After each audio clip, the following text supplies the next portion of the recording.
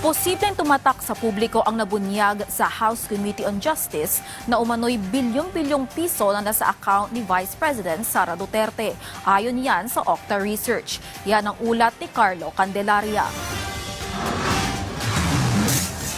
Sa pinakahuling survey ng Octa Research nitong March 19 hanggang 25, lumalabas na 69% o 7 sa bawat 10 Pilipino ang pabor na ituloy ang proseso ng impeachment laban kay Vice President Sara Duterte. Bagamat mataas ang awareness sa buong bansa na nasa 87%, kapansin-pansin ang pagkakaiba ng suporta sa bawat rehiyon. Pinakamataas ang pabor sa impeachment sa Visayas na nasa 83% na sinundan ng Metro Manila sa 81%. Sa Balance Luzon naman ay naitala ang 69% habang nananatiling pinakamababa ang pabor sa Mindanao na nasa 61% lamang. Ayon kay Professor Guido David, ang pinakamalaking nakaimpluwensya ng pananaw na ito ay ang mga ulat tungkol sa umano'y bilyon-bilyong pondo na nasa account ng Vice Presidente, isang isyong mabilis na kumalat online.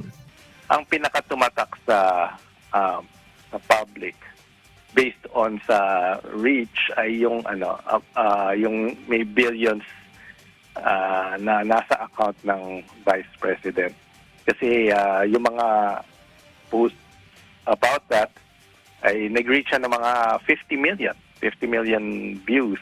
At the minimum, mga 10 million people, 20 million people nakakita ng or inabutan ng mga balitang ganyan. And I think yan yung isa sa mga primary tumatak. Kasi yan yung nag-trending sa news na monitor namin.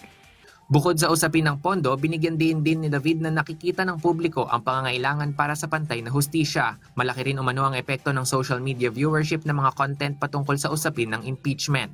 Dahil dito, posibleng magkaroon din ng pagbabago sa tinatawag na political calculus o diskarte sa Senado, lalo na't may mga bagong pangalan ng lumulutang na posibleng kumalaban sa bise para sa 2028 elections. At this time, may mga lumalabas ng mga pangalan na nagpapakita na competitive sila against the Vice President in scenarios sa 2028.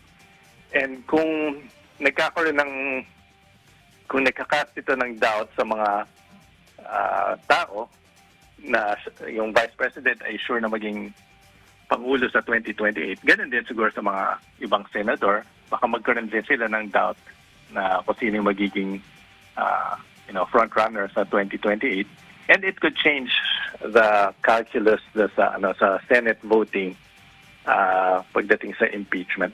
Bukas may 11 inaasahang pagbobotohan ng plenaryo sa Kamara kung aaprubahan ng Articles of Impeachment laban sa Vice Presidente. Carla Luis Candelaria para sa Pambansang TV sa Bagong Pilipinas.